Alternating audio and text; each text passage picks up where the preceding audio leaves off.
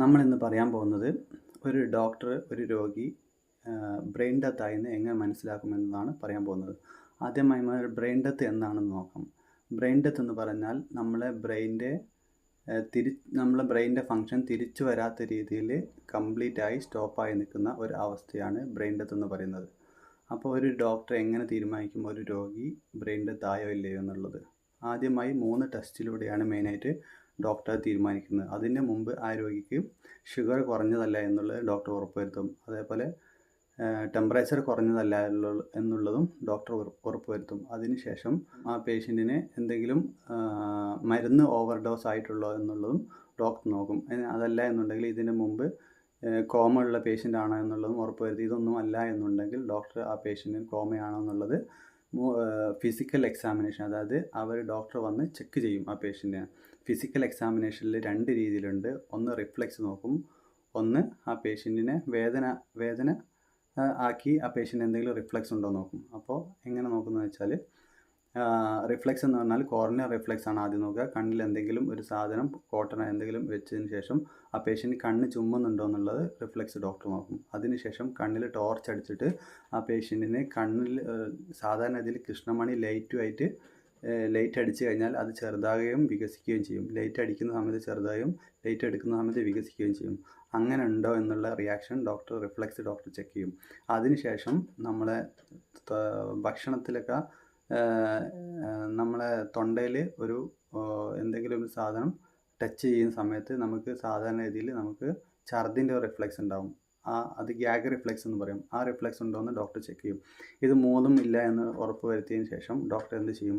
അടുത്തത് പേഷ്യൻറ്റിൻ്റെ കയ്യിലും കാലിലും വേദനൻ്റെ എന്തെങ്കിലും റിഫ്ലെക്സ് പേഷ്യൻറ്റിന് വരുന്നുണ്ടോ നോക്കും. അതേപോലെ നെഞ്ചിൻ്റെ മുകളിലും അമർത്തിയിട്ട് ഡോക്ടർ നോക്കും. അതിനുശേഷം കവിളിൻ്റെ 2 ഭാഗത്തും വേദന ആക്കിയിട്ട് ഡോക്ടർ നോക്കും. പിന്നെ കണ്ണിൻ്റെ ഈ ഭാഗത്ത് വേദന ആക്കിയിട്ട് നോക്കുന്ന സമയത്ത് സാധാരണഗതിയിൽ ബ്രെയിൻ വർക്കിംഗ് ആണെങ്കിൽ ഇതിലൊക്കെ നമുക്ക് മനസ്സിലാകുന്ന രീതിയിൽ വേദനൻ്റെ റിഫ്ലെക്സ് കാണാൻ പറ്റുന്നതാണ്. ഇനി ഇതും ഇല്ല എന്നുണ്ടെങ്കിൽ ഡോക്ടർ എന്ത് ചെയ്യും? അടുത്ത ടെസ്റ്റിലേക്ക് പോകും, അതായത് അപ്നിയ ടെസ്റ്റ്. അടുത്ത ഡോക്ടർ ചെയ്യുന്ന ടെസ്റ്റാണ് അപ്നിയ ടെസ്റ്റ്.